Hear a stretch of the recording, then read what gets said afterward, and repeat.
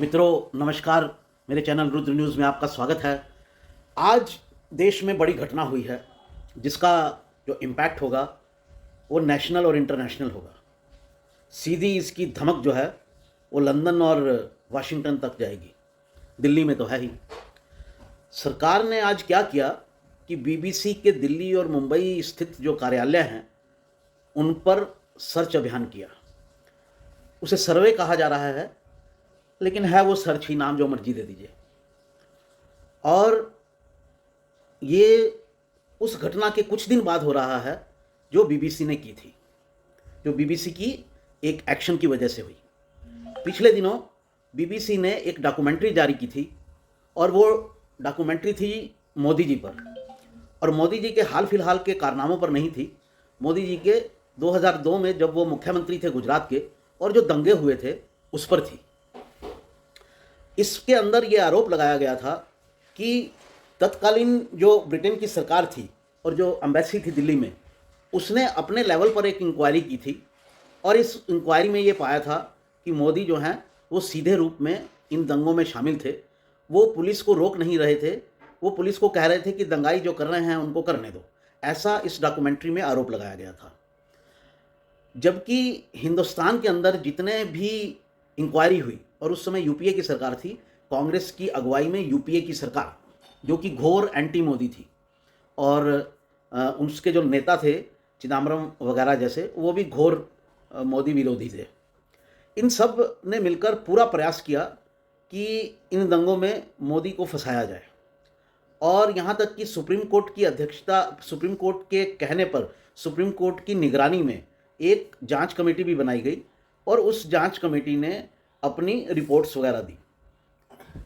तो तमाम प्रयास हुए ऐसे, या तमाम इंक्वायरी हुई ऐसी कि क्या मोदी इसमें व्यक्तिगत रूप से शामिल थे या नहीं। तो पाया गया कि मोदी इसमें व्यक्तिगत रूप से शामिल नहीं थे। और पिछले दिनों ही बीबीसी की डॉक्यूमेंट्री आने के कुछ दिन पहले ही सुप्रीम कोर्ट ने सब चीज़ों से मोदी को बरी कर दिया था। बीबीसी की जो इंक्वायरी थी वो इसके विपरीत थी, बीबीसी की जो डॉक्यूमेंट्री थी उसके निष्कर्ष इसके विपरीत थे।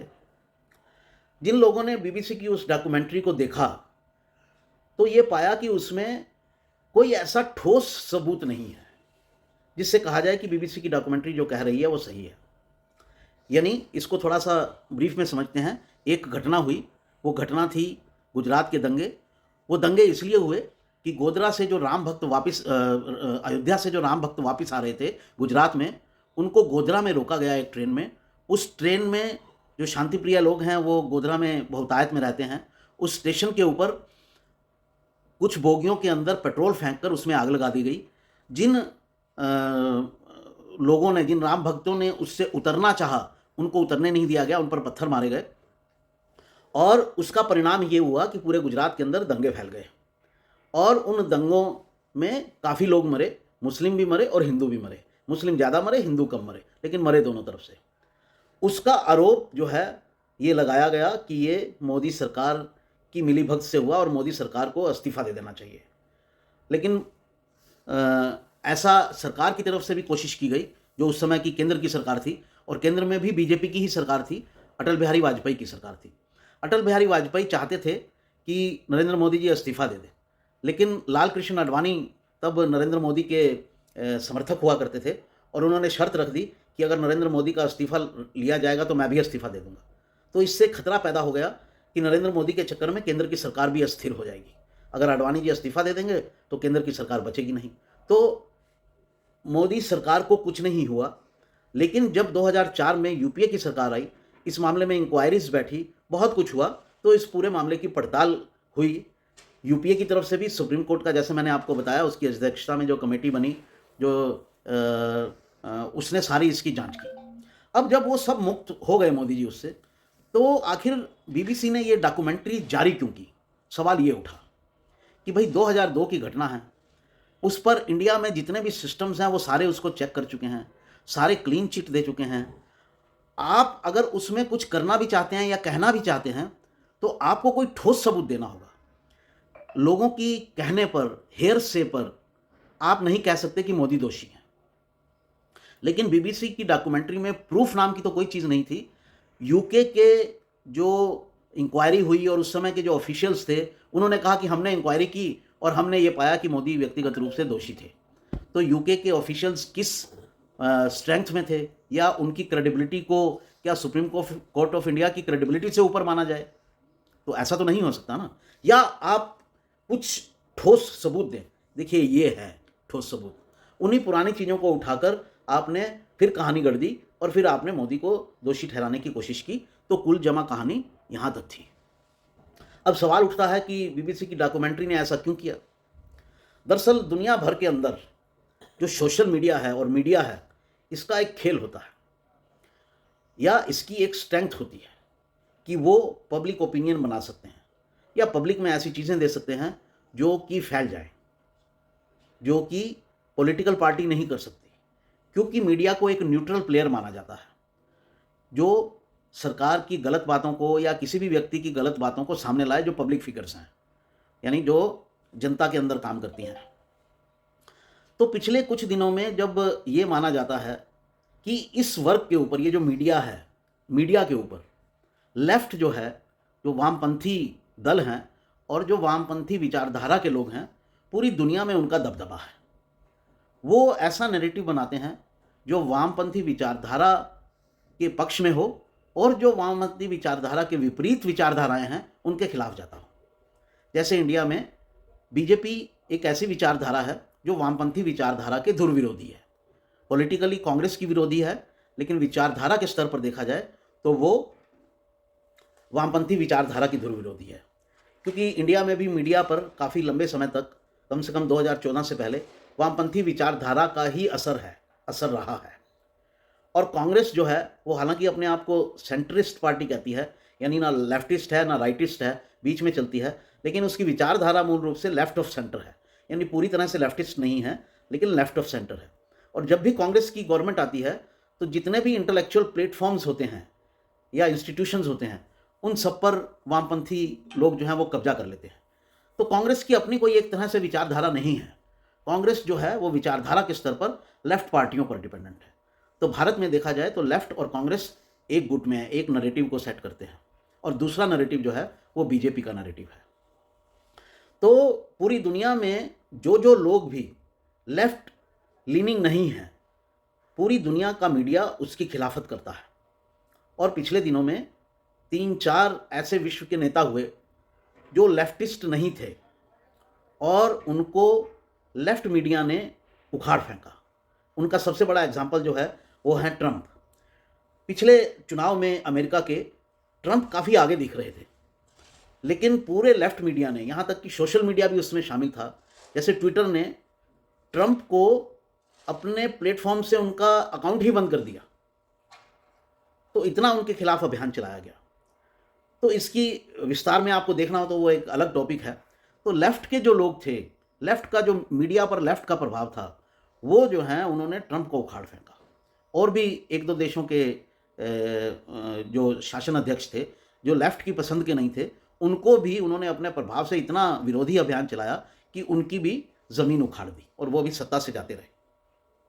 मेरा मानना है, और मैंने तब भी लिखा जब ये डॉक्यूमेंट्री आई थी, कि यही एक्सपेरिमेंट अब लेफ्ट जो है वो हिंदुस्तान में करना चाहता था। मोदी को 2024 के चुनाव नज़दीक आ रहे हैं, और 2024 के चुनाव नज़दीक आने से पहले अगर मोदी को उखाड़ना है तो एक अभियान चलाना पड़ेगा, एक मुद्दा चलाना पड़ेगा। तो मुद्दा बीबीसी ने और जो लेफ्ट मीडिया है उसने शुरू किया मोदी के खिलाफ, वही 2022 का मुद्दा उठाया, क्योंकि हाल फिलहाल का कोई मुद्दा जो है वो मीडिया के पास था नहीं। मोदी सरकार अपने तौर पर अच्छा काम कर रही है, वेलफेयर स्कीम चला रही है, कोशिशें कर रही है। यूपी में इस लेफ्ट मीडिया को बड़ी उम्मीद थी कि यूपी की सरकार जाएगी। कारण क्या थे कि योगी जी हैं और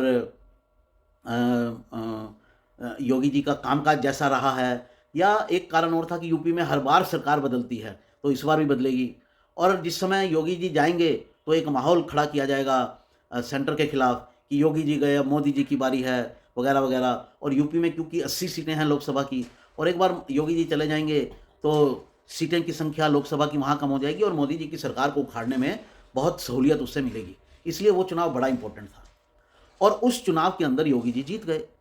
और योगी जी के जीतने के बाद मोदी जी ने कहा कि 2024 के लिए आधा काम तो हो गया है, यानी यूपी जीत लेना 2024 का आधा चुनाव जीत लेने के बराबर था, ये उन्होंने कहा।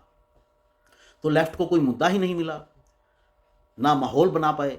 जो माहौल बनाना था वो यूपी में उन्होंने बनाकर देख लिया, वो भी काम नहीं आया। तो वेलफेयर स्कीम्स जो थी, जो वेलफेयर जिनका हुआ देश की जनता का, वो ओवरराइडिंग दिखे, वो ये दिखा कि उनका असर जो है लोगों पर, जनता का असर जो है, मोदी का लोगों पर असर जो है ज़्यादा है। तो कुछ ना कुछ निकालने की ज़रूरत है जो मोदी के खिलाफ जाए। तो पहला प्रयास तो हुआ बीबीसी की डॉक्यूमेंट्री का, कि वही जो मुद्दा है 2002 के दंगों का, उसी को उठाया जाए, उसी को निकाला जाए फिर से। उसके बाद एक मुद्दा राहुल जी ने चलाया हुआ है अडानी का। अडानी का मुद्दा अब थोड़ा और भी गर्म हो गया है, क्योंकि जो हिंडनबर्ग की रिपोर्ट है उसके बाद उस मामले ने थोड़ा जोर पकड़ा है, पॉलिटिकली भी जोर पकड़ा है। तो वो एक अलग विषय है, वो कितना पॉलिटिकल असर डाल पाएगा या नहीं डाल पाएगा, ये उसके ऊपर चर्चा की जा सकती है। हालांकि एक इंटरव्यू में अमित शाह ने कहा है कि हिंडनबर्ग में हमको हमारे पर कोई असर नहीं डालने वाला है, क्योंकि हम कोई गलत नहीं है। तो देखना होगा क्या है, उसको फिर चर्चा की जा सकती है। तो आज बीबीसी पर चर्चा सीमित रखते हैं। तो बीबीसी ने ये कार्य किया कि वो रिपोर्ट दिखाई जिससे 2024 के लिए मोदी के खिलाफ एक हवा खड़ी की जा सके कि ये दंगों के दोषी हैं, ये शामिल हैं, इन्होंने मुसलमानों को मरवाया। और ये जो हवा है ये नेशनल और इंटरनेशनल स्तर पर बनाई जा सके। आपको एक चीज़ बता दें कि पिछले कुछ समय से मोदी जी पर इंटरनेशनल ताकतों का दबाव साफ नज़र आ रहा है। देखिए, इन बातों को राजनीति में कोई कहता नहीं है, ना ही कोई बताता है। ये बात देश के 2, 4, 5 लोगों को मालूम है, जिसमें नरेंद्र मोदी होंगे,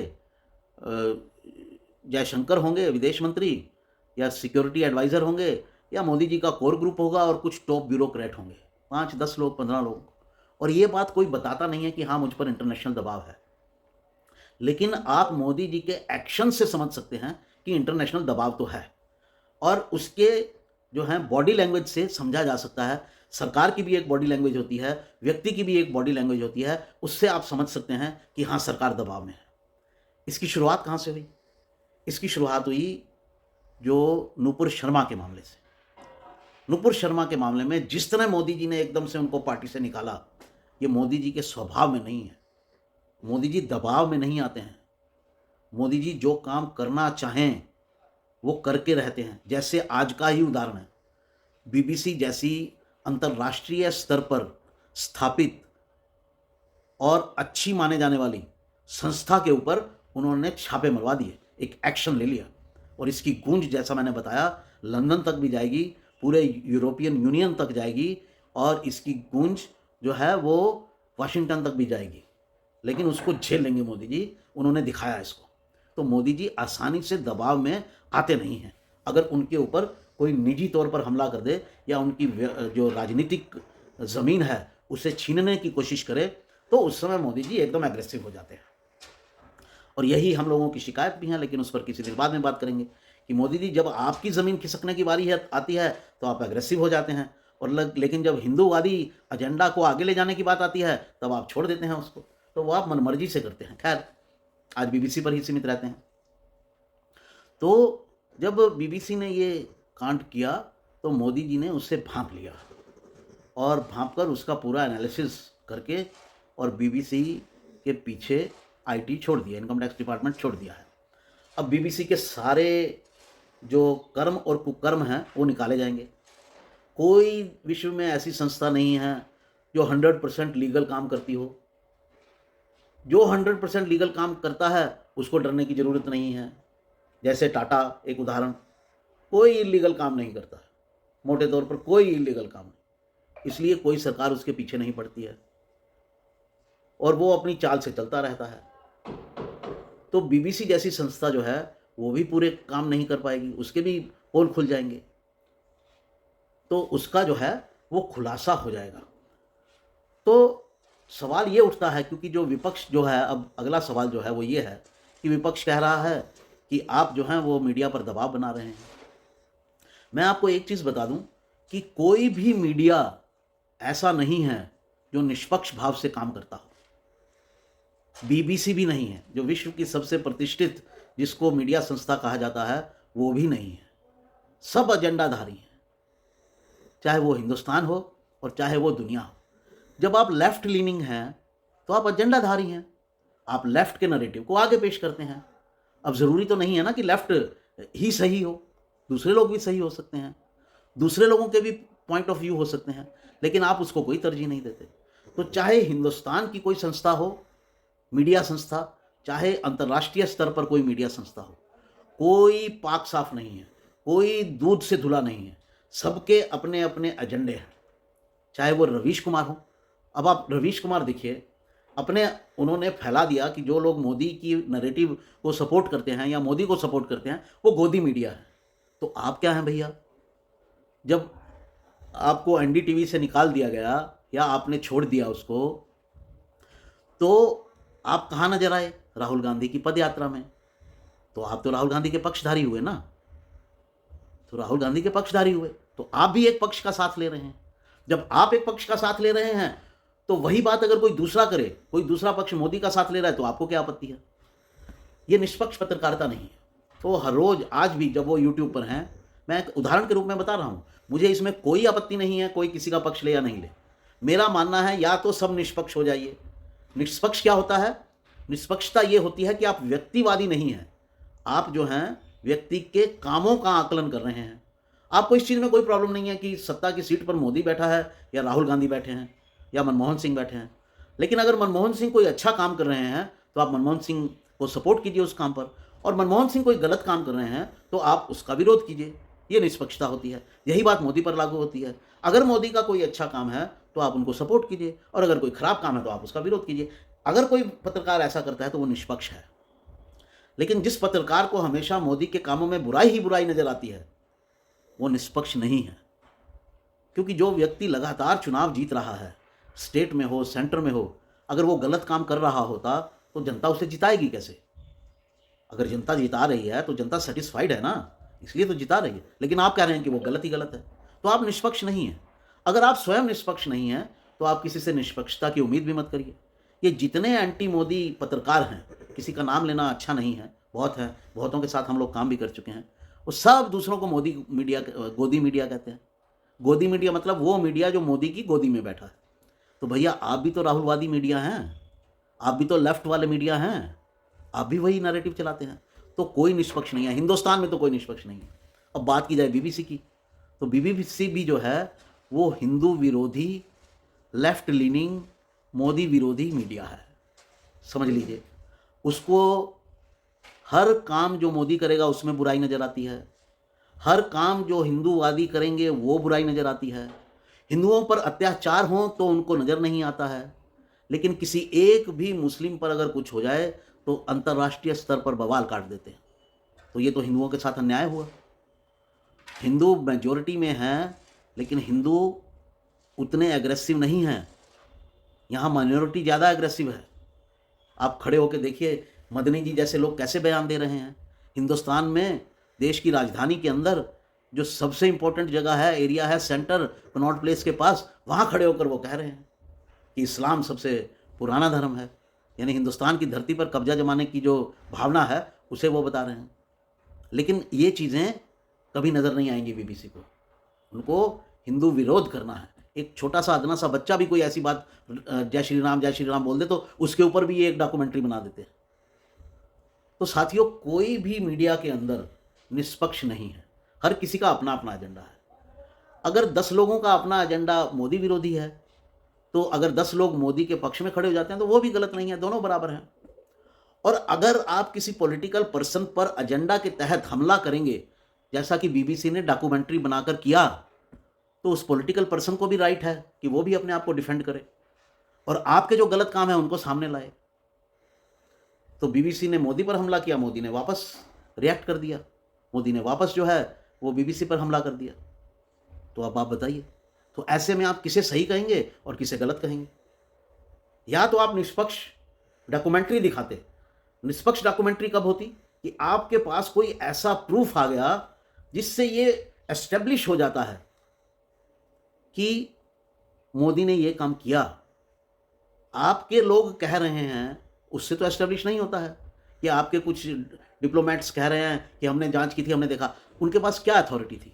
पहली बात तो उन्होंने इलीगल काम किया। आप किसी दूसरे देश में रहकर उसकी आंतरिक घटनाओं की जांच नहीं कर सकते। क्या इंडिया जाकर अब इंग्लैंड में कोई जांच करने लगेगा? इंडिया की सरकार या इंडिया के डिप्लोमेट्स, क्या आप इसको स्वीकार करेंगे अगर वो ब्रिटेन में जाकर ये करे? नहीं करेंगे ना। तो उन्होंने कैसे किया इंडिया के अंदर ये जांच? पहला सवाल तो ये। दूसरा सवाल ये कि उनके पास क्या ऐसे मीन्स थे, कोई इन्वेस्टिगेशन की उनके पास अपनी स्पाई एजेंसीज लेकर आए थे क्या वो ब्रिटेन से यहाँ पर, जिन्होंने ये चेक किया कि मोदी क्या कर रहे हैं कि नहीं कर रहे? किसी के पास मीन्स नहीं होते हैं। यहाँ तो डिप्लोमेट्स होते हैं, आप जाकर 4 लोगों से बात कर सकते हैं। आपने मुसलमानों से बात की तो अपना ओपिनियन बना लिया मुसलमानों को लेकर, और अगर आपने मुसलमानों और हिंदुओं दोनों से बात की होती तो आपको पता चल जाता। तो उनके पास कोई ऐसे मीन्स नहीं थे। तो ना तो ये डॉक्यूमेंट्री निष्पक्ष थी, और ये लेफ्ट लीनिंग मीडिया पिछले ही 1-2 सालों में इस तरह के प्रयास करता रहा है कि जो इसकी मनपसंद के लीडर नहीं हैं या जिनको ये लाइक नहीं करते, उनको उखाड़ फेंका जाए और उनकी ज़मीन हिला दी जाए। तो यही कोशिश बीबीसी कर रही थी।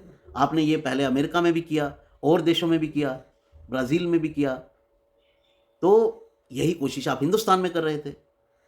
जब हिंदुस्तान में कर रहे थे तो उसका काउंटर उन्होंने चल दिया। तो अब आप लाख कहते रहिए कि मीडिया पर हमला है। अरे भाई, मीडिया निष्पक्ष है तब तक ठीक है, लेकिन आप मीडिया के ज़रिए सरकार पर हमलों पर हमले करेंगे और आप कहेंगे कि सरकार उसको झेलती रहे, अपनी बदनामी होने दे और अपनी पॉलिटिकल ज़मीन खिसक जाने दे। पॉलिटिशियन का एफर्ट जो होता है सत्ता में आने के लिए, वो मीडिया के एफर्ट से कहीं ज़्यादा होता है। ये बात सही है कि मीडिया को ये अधिकार है, लेकिन निष्पक्ष होकर, बायस्ड होकर नहीं। अब बायस्ड होकर नहीं कर सकते, फिर आपको कोई डिफेंड नहीं कर सकता। कांग्रेस डिफेंड करिए, कौन सुनेगा? हम लोग तो नहीं मानते कि, जैसा मेरी बातचीत में भी आपको लगा होगा कि बीबीसी ने जो किया वो सही है या कांग्रेस जो कह रही है वो सही है। हम तो नहीं मानेंगे इसको। तो भाई, जब आप खुद बायस्ड हैं, आप चीज़ों को निष्पक्ष तरीके से नहीं देख सकते, तो ऐसे हमले झेलने के लिए तैयार रहिए, चाहे वो बीबीसी हो और चाहे वो कोई और। तो साथियों, आज मोदी जी ने ये काम कर दिया और बीबीसी को उसकी जगह दिखा दी। ये काम पहले भी हो चुका है, हालांकि कांग्रेस इसकी आलोचना कर रही है, लेकिन कांग्रेस के समय में भी बीबीसी पर बैन भी लगाया जा चुका है इस देश में, इंदिरा गांधी जी के समय में। तो आखिर में यही कहूँगा कि अगर आपको ये अधिकार चाहिए कि हम किसी की आलोचना कर सकें, तो निष्पक्ष रहिए। फिर आप पक्षकार मत बनिए। आप पक्षकार बनेंगे तो पेले जाएंगे। आप निष्पक्ष होकर करिए तो जनता भी आपके साथ खड़ी होगी। अब जनता का सपोर्ट ना बीबीसी को मिलने वाला है ना कांग्रेस को, क्योंकि आपने खुद ही ऐसा काम किया है। तो अगर आपको सच में सरकारें हिलानी हैं या आप सच में सच के साथ खड़े रहना चाहते हैं, तो निष्पक्ष होइए, दूध से धुल कर आइए, दूध के धुले बनिए। मैंने तो कोई गलत काम किया ही नहीं, इसलिए मैं जो कह रहा हूँ ठीक है, तब आपकी क्रेडिबिलिटी बनेगी। तो ये बीबीसी के लिए भी लेसन है और भारत के जितने मीडिया हाउसेस हैं उनके लिए भी लेसन है, और जो पॉलिटिकल पार्टीज़ हैं उनके लिए भी लेसन है। तो साथियों, ये था मेरा आज का वीडियो। उम्मीद करता हूँ कि आपको पसंद आया होगा। पसंद आए तो इसको शेयर कीजिए, लाइक कीजिए। चैनल को आज तक सब्सक्राइब नहीं किया तो सब्सक्राइब कीजिए, नोटिफिकेशन की बेल ज़रूर दबाइए। नमस्कार साथियों, फिर मिलता हूँ नए टॉपिक के साथ।